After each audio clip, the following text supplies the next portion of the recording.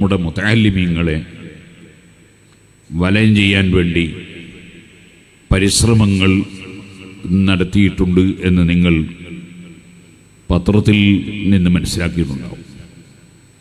മുതഅല്ലിമീങ്ങൾ എന്ന് ഞാൻ പറഞ്ഞതുകൊണ്ട് നമ്മുടെ ദീനീ സ്ഥാപനങ്ങളിൽ പഠിക്കുന്ന വിദ്യാർത്ഥികൾ എന്ന് മാത്രം അതിന് അർത്ഥം ഇല്ല.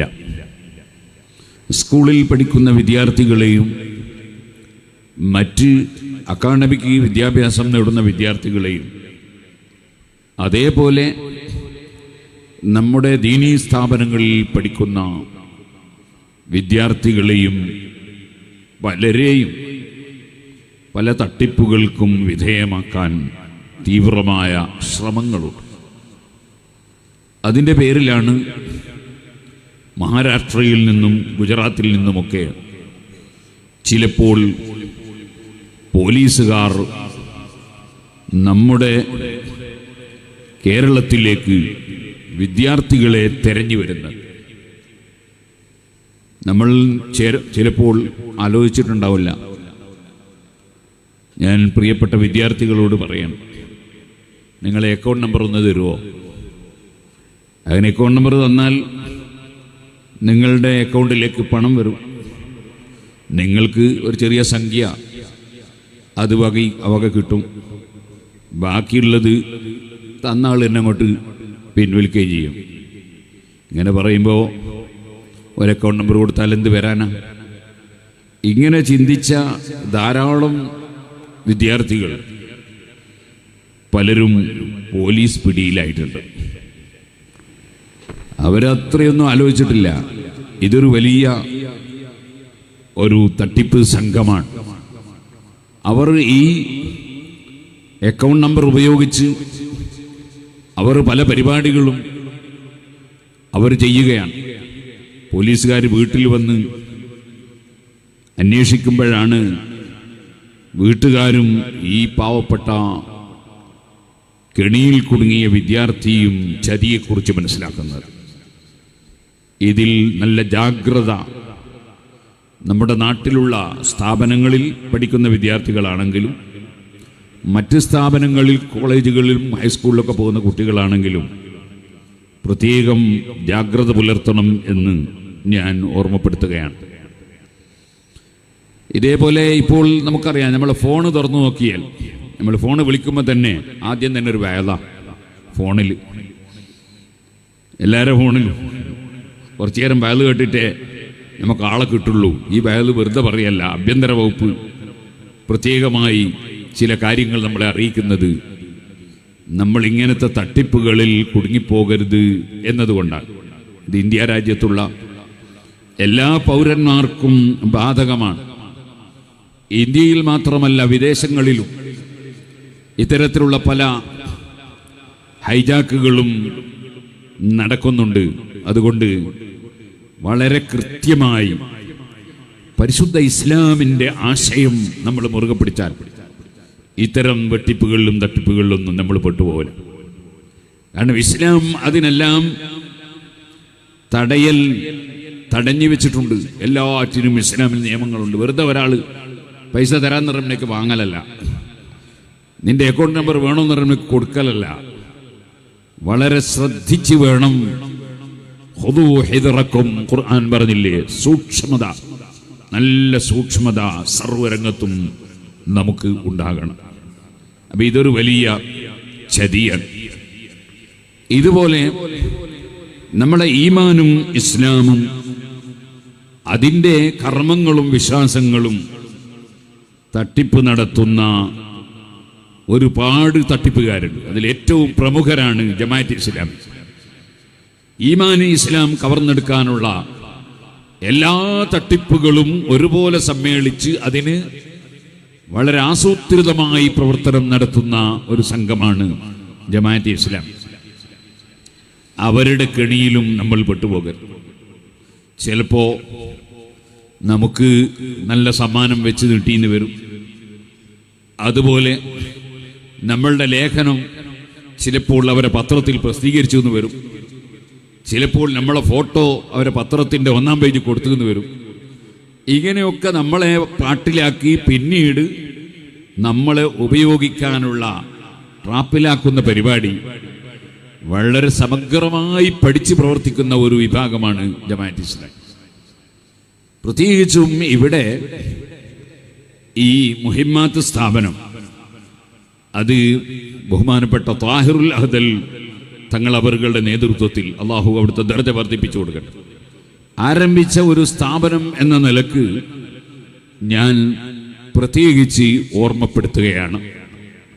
അഷ്റഫുൽ ഖൽഖ് സല്ലല്ലാഹു അലൈഹി വസല്ലമ തങ്ങളെ ചതിക്കാൻ വേണ്ടി വന്ന മുനാഫിക്കുകളുടെ ചരിത്രം ഖുർആനിലുണ്ട്. അവർ ചെയ്തത് എന്താണ്? നബി സല്ലല്ലാഹു അലൈഹി വസല്ലമ തങ്ങളെ ഒരു പള്ളി ഉദ്ഘാടനത്തിന് വേണ്ടി ക്ഷണിക്കുകയാണ്. ഏത് പള്ളി?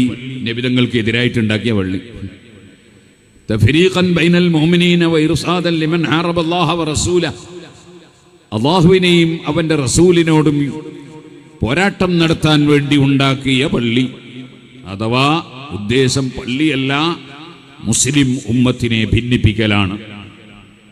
അവരെ സംബന്ധിച്ച് ഖുർആൻ പറഞ്ഞു, വല്ലദീന തഖദൂ മസ്ജിദൻ, പള്ളി നിർമ്മിച്ചവർ, ദിറാറൻ, ശല്യം ചെയ്യാൻ വേണ്ടി, ബുദ്ധിമുട്ടുണ്ടാക്കാൻ വേണ്ടി പള്ളി നിർമ്മിച്ചവർ, വകുഫറൻ, വിശ്വാസമില്ലാത്തതിന്റെ പേരിൽ, വതഫരീഖൻ ബൈനൽ മുഅ്മിനീൻ, സത്യവിശ്വാസികൾക്കിടയിൽ ഭിന്നിപ്പുണ്ടാക്കാൻ വേണ്ടി, വഇർസാദൻ ലിമൻ ഹാറബ അല്ലാഹു വറസൂലഹു, അല്ലാഹുവിനോടും റസൂലിനെയും എതിർപ്പ് കാണിക്കുന്നവർക്ക് കേന്ദ്രം സ്ഥാപിക്കാൻ വേണ്ടി. എന്നിട്ട് ആ നിലക്കുള്ള ഒരു ബിൽഡിംഗ് നിർമ്മിച്ച് പള്ളി എന്ന് പേരിട്ട് അതിന്റെ ഉദ്ഘാടനത്തിന് നബി സല്ലല്ലാഹു അലൈഹി വസല്ലം തങ്ങളെ ക്ഷണിക്കാൻ വരികയാണ്. നിങ്ങൾ ആലോചിച്ച് നോക്ക്, തട്ടിപ്പിന്റെ ഒരു സ്വഭാവം, മുനാഫിഖീങ്ങളുടെ തട്ടിപ്പ്. നബി തങ്ങൾക്കെതിരെയാണ് ഇത് സ്ഥാപിച്ചത്. അതിന്റെ ഉദ്ഘാടനത്തിന് നബി തങ്ങളെ ക്ഷണിക്കാൻ വരികയാണ്. അപ്പോഴാണ് അല്ലാഹു തആല ലാ തഖും ഫീഹി അബദാ, നബിയെ ആ പള്ളിയിൽ കേറി നിസ്കരിച്ചു പോകരുത്, കേറിപ്പോകരുത് എന്ന ഖുർആനിൽ ആയത്തിറക്കി നബി തങ്ങളെ അതിൽ നിന്ന് നബി സല്ലല്ലാഹു അലൈഹി വസല്ലം തങ്ങൾ പോകുന്നതിൽ നിന്ന് തടയുകയും നബി സല്ലല്ലാഹു അലൈഹി വസല്ലം തങ്ങളെ കാര്യം ഉണർത്തി കൊടുക്കുകയും ചെയ്തു. ഇപ്പൊ നിങ്ങൾ നോക്ക്, ജമാഅത്ത് ഇസ്ലാമിയുടെ ഭാഷയിൽ തങ്ങന്മാരില്ല. ഇവിടെ തങ്ങന്മാരുടെ ഒരു അടിസ്ഥാനപരമായ സ്ഥാപനമായതുകൊണ്ട് ഞാൻ പറയാം, എൻ്റെ പ്രസംഗം കേൾക്കുന്നതിൽ ധാരാളം ചെറിയ പ്രായമുള്ള സയ്യിദന്മാർ ഉണ്ടാകുമെന്ന് ഞാൻ കരുതുന്നു. അവർ പ്രത്യേകിച്ചും മനസ്സിലാക്കണം, ജമാഅത്ത് ഇസ്ലാമിയുടെയും പുത്തൻവാദികളുടെയും തട്ടിപ്പ്. ആദരണീയരായ സയ്യിദന്മാരോട് വലിയ ആദരവ് കാണിക്കുന്നവരാണ് മുസ്ലിമീങ്ങൾ. ഈമാനുണ്ടോ? സയ്യിദന്മാരോട് സ്നേഹം കാണിക്കണം, സയ്യിദന്മാരെ ആദരിക്കണം. അത് ഈമാനുള്ളവരുടെ കടപ്പാടാണ്, അവരുടെ സ്വഭാവമാണ്. അതിനെതിരെ ദീർഘകാലം ശബ്ദിച്ച ഒരു ടീമാണ് ജമാഅത്ത് ഇസ്ലാമി. അവരുടെ പ്രബോധനത്തിൽ നിങ്ങൾക്ക് കാണാൻ സാധിക്കും, ഇസ്ലാം കഠിനമായി വെറുക്കുന്ന ഒരു പാപമാണ് ആഭിജാത്യം. അനിസ്ലാമിക കാലത്തെ അറബികളിൽ ഈ ദുഷിച്ച സ്വഭാവം മൂടുറച്ചു പോയിരുന്നു. അതിനെ കടപുഴക്കി എറിയാനായി ഇസ്ലാം മത പ്രവാചകൻ തെല്ലൊന്നുമല്ല ക്ലേശിച്ചിട്ടുള്ളത് എന്നിങ്ങനെ പറഞ്ഞിട്ട് ഇതിൽ പറയാണ്, ഖുലഫാഉർ റാഷിദുകളുടെ ഭരണഘട്ടം കഴിഞ്ഞപ്പോഴേക്കും പഴയ അറേബ്യൻ ജാഹിലിയ്യത്ത് ശപിക്കപ്പെട്ട ആഭിജാത്യം തിരിച്ചു വന്നു. അറബികളുടെ കണ്ണിൽ മറ്റുള്ളവർ നിന്ദ്യരും നികൃഷ്ടരുമായി. തങ്ങൾക്ക് സയ്യിദുകൾ എന്നും അജമികൾക്ക് മൗലകൾ എന്നും അറബികൾ പേരിട്ടു. അങ്ങനെ അറബികൾക്കിട്ട പേരാണ് സയ്യിദ് എന്നത്, അറബികളല്ലാത്തവർക്കിട്ട പേരാണ് മൗലകൾ എന്നത്. എന്നിട്ട് പറയാണ്, അറബിയല്ലാത്തവൻ അറബിക്ക് തുല്യൻ അല്ലാതെയായി. അങ്ങനെ വിശദീകരിച്ചിട്ട് പറയാണ്, ഭരണാധികാരമാകട്ടെ ഖുറൈശികളുടെ മാത്രം കുത്തകയായി. ഇതാരെയായി ചോദ്യം ചെയ്യുന്നത്? അൽ അഇമ്മത്തു മിൻ ഖുറൈശ്, ഭരണാധികാരികൾ ഖുറൈശികളിൽ നിന്നാവുക എന്ന് പറഞ്ഞ നബി സല്ലല്ലാഹു അലൈഹി വസല്ലം തങ്ങളാണ്. അത് റിപ്പോർട്ട് ചെയ്ത ഹദീസ് ഇമാം ബുഖാരി റിപ്പോർട്ട് ചെയ്തതാണ്. ആ റസൂലുള്ളാഹിനെയാണ് ജാഹിലിയത്തിന്റെ ആളാക്കി ജമാഅത്ത് ഇസ്ലാമിക്കാർ ചിത്രീകരിക്കുന്നത്. ഖുറൈശികൾക്ക് ഭരണാധികാരം പറഞ്ഞു എന്നാണ്. 4 ഖുലഫാഉർ റാഷിദീങ്ങളും ഖുറൈശികളാണ്. ആ ഖുലഫാഉർ റാഷിദീങ്ങളെയുമാണ് ജാഹിലിയത്തിന്റെ വക്താക്കളായി ജമാഅത്ത് ഇസ്ലാമി ഇവിടെ പഠിപ്പിക്കുന്നത്. ഇനി അതിന്റെ ശേഷം പറയാൻ, അറേബ്യയിൽ നിന്ന് ഇതര ദേശത്തേക്ക് വരുന്ന ആള് സയ്യിദും തങ്ങളുമാണ്. അവനെ മറ്റുള്ളവരെ ആദരിച്ചാൽ പോരാ, ആരാധിക്കണം. കാണുമ്പോൾ എഴുന്നേറ്റ് നിൽക്കണം. അവന്റെ കൈപിടിച്ച് ചുംബിക്കുക പോലും വേണം. എന്നിട്ട് അതിന്റെ ശേഷം ഒരു പാട്ട് കൊടുത്തിട്ട് പറയാണ്, മഹാകവി ഇബ്നുൽ വർദി പാടിയത് എത്ര പരമാർത്ഥം. ഖത്ഉഹാ അജ്മലു മിൻ തിൽക്കൽ ഖുബലി. ആ കൈ ഛേദിച്ചു കളയുകയാണ്. അതായത് തങ്ങന്മാരെ കൈപിടിച്ച് ചുംബിക്കണമെന്നാണ്. അങ്ങനല്ല വേണ്ടത്. ആ കൈ ഛേദിച്ചു കളയണം, വെട്ടിക്കളയണം. അതാണ് ഉത്തമം. ഇബ്നുൽ വർദി പാടിയിട്ടുണ്ടെന്നാ പറയുന്നത്. ഏത് ഇബ്നുൽ വർദി ഇതിനെ പറ്റി പറഞ്ഞത്? ഇനിയോ തങ്ങന്മാരെല്ലാം അഹ്ലുൽ ബൈത്താണ്. അത്രേ അഹ്ലുൽ ബൈത്ത് എന്ന പ്രയോഗം വിശുദ്ധ ഖുർആന്റേതാണ്. റസൂൽ സല്ലല്ലാഹു അലൈഹി വസല്ലം തിരുമേനിയുടെ പത്നിമാർക്കാണ് ഖുർആൻ ആ വാക്ക് പ്രയോഗിച്ചിട്ടുള്ളത്. ഇവരൊക്കെ നബിയുടെ പത്നീപദം സ്വീകരിച്ചത് എപ്പോഴാണാവോ? ഈ ജമാഅത്ത് ഇസ്ലാമിക്കാരുണ്ടല്ലോ, ചില പ്രകാശനത്തിനും ചില ഉദ്ഘാടനത്തിനൊക്കെ തങ്ങ കൂട്ടിക്കൊണ്ട് റസൂലുള്ളാഹിന്റെ ഭാര്യ കേട്ട ഒരു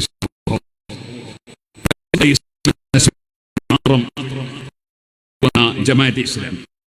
എന്നിട്ട് അതിന്റെ ശേഷം പറയാണ്, പുരുഷ അതിനാൽ അവിടത്തേക്ക് പിന്മാക്കാരില്ല.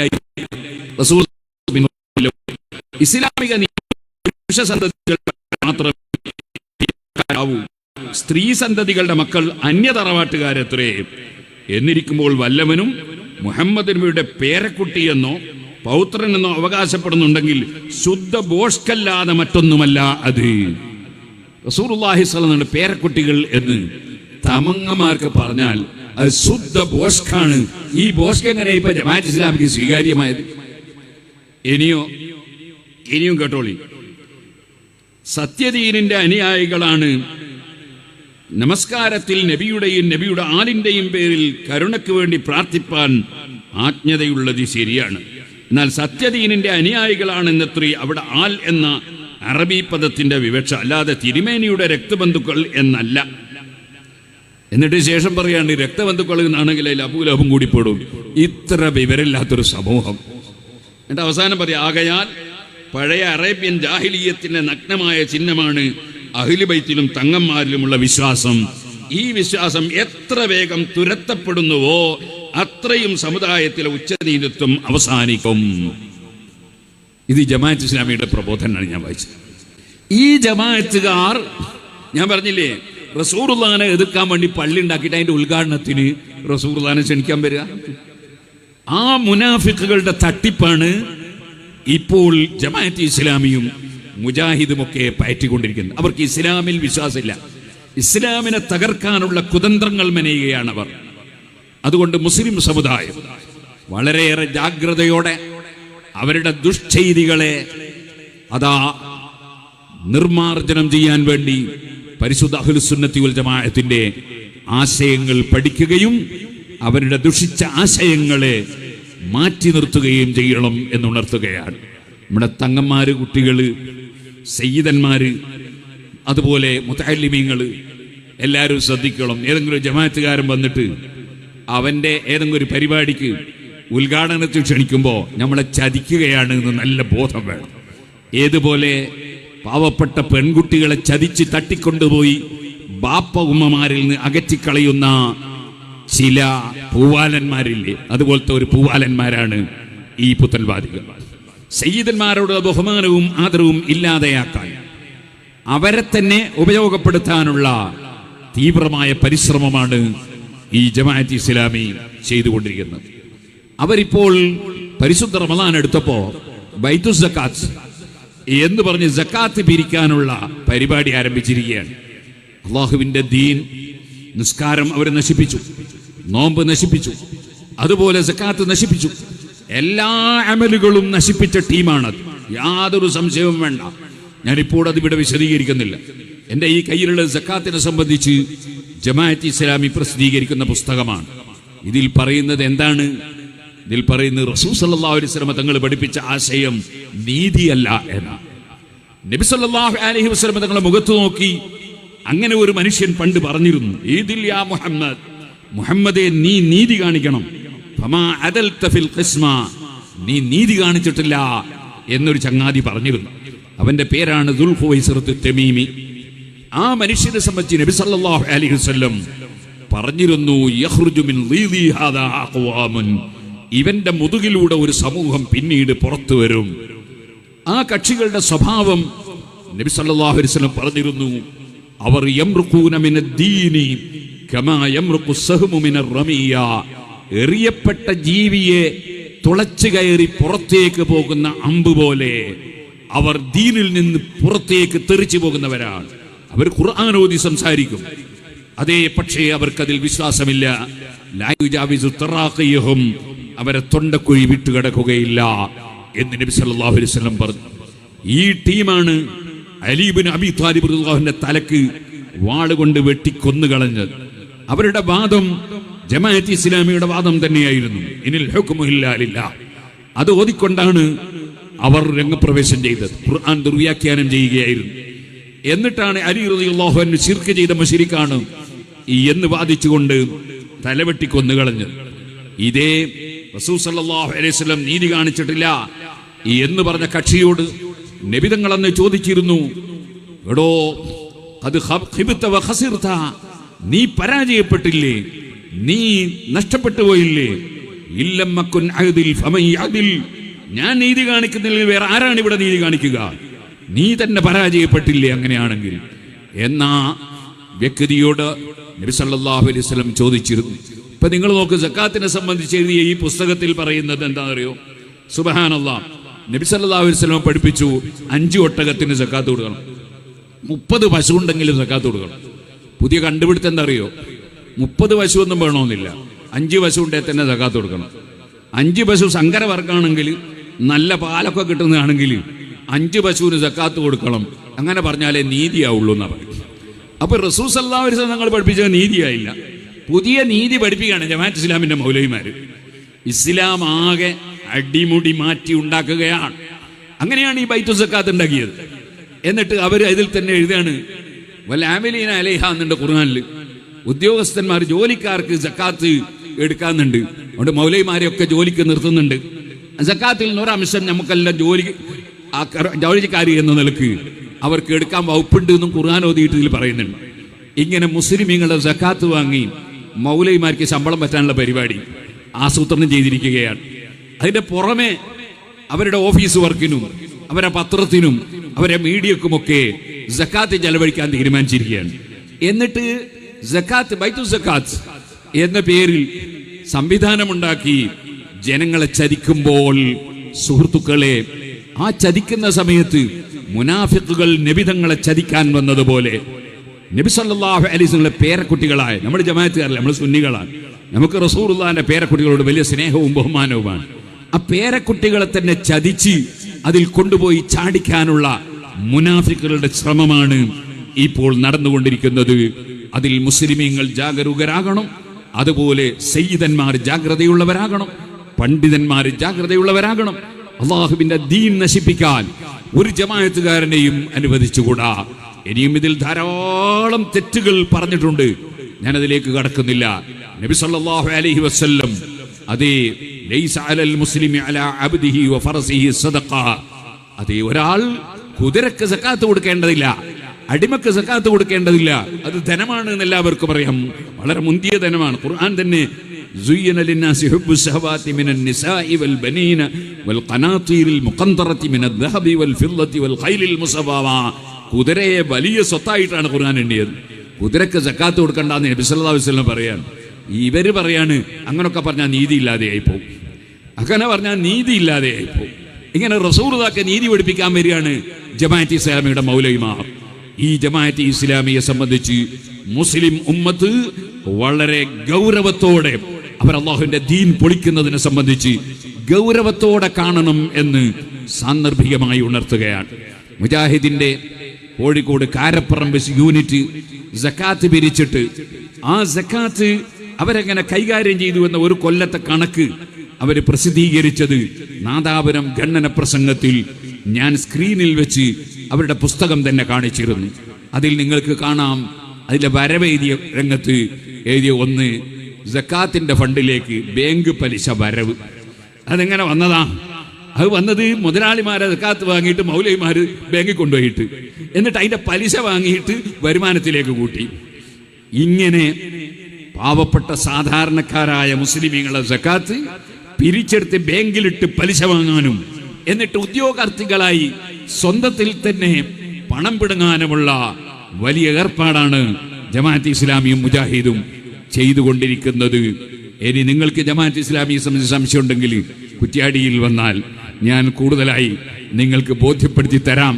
നമ്മളെ മഖബറ കട്ടതും നമ്മളെ പള്ളി കട്ടതും മഖബറ പൊളിച്ചതും അതിൻ്റെയൊക്കെ പുറമെ ജമാഅത്ത് ഇസ്ലാമിയുടെ അതേ മുഹമ്മദ് അലി ഹാജി വന്ന് അവിടെ പ്രവർത്തനം നടത്തിയപ്പോൾ അവിടെയുള്ളൊരു വലിയ മുതലാളി ഏക്കർ കണക്കിന് എസ്റ്റേറ്റ് ജമാഅത്ത് ഇസ്ലാമിക്കാർക്ക് വഖഫായി കൊടുത്തു.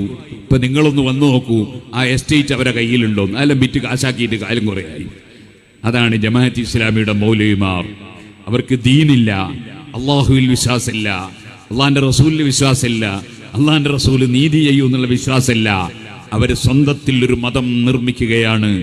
അവരുടെ കെണിവലയിൽ മുസ്ലിം സമുദായം പെട്ടുപോകരുത് എന്ന് മാത്രം ഈ സമയത്തുണർത്തി അല്ലാഹു സുബ്ഹാനഹു വ തആല നമ്മുടെ ദീനീ സ്ഥാപനങ്ങളെല്ലാം ഉയർത്തി വളർത്തി പുരോഗമിപ്പിച്ച് നിലനിർത്തുകയും നമ്മുടെ പണ്ഡിതന്മാർക്ക് സുന്നത്ത് ജമാഅത്ത് കൃത്യമായി ജനങ്ങളെ ബോധ്യപ്പെടുത്താനുള്ള ദീർഘായുസ്സും ആഫിയത്തും തൗഫീഖും നൽകുമാറാകട്ടെ എന്ന് പ്രാർത്ഥിച്ചുകൊണ്ട് ഇൻഷാ അല്ലാഹ് നമുക്ക് കേരള മുസ്ലിം ജമാഅത്തിന്റെ ഒരു വർഷത്തെ പദ്ധതികൾ വരുന്ന 11-ാം തീയതി കോഴിക്കോട് കടപ്പുറത്ത് പ്രഖ്യാപിക്കുകയാണ്.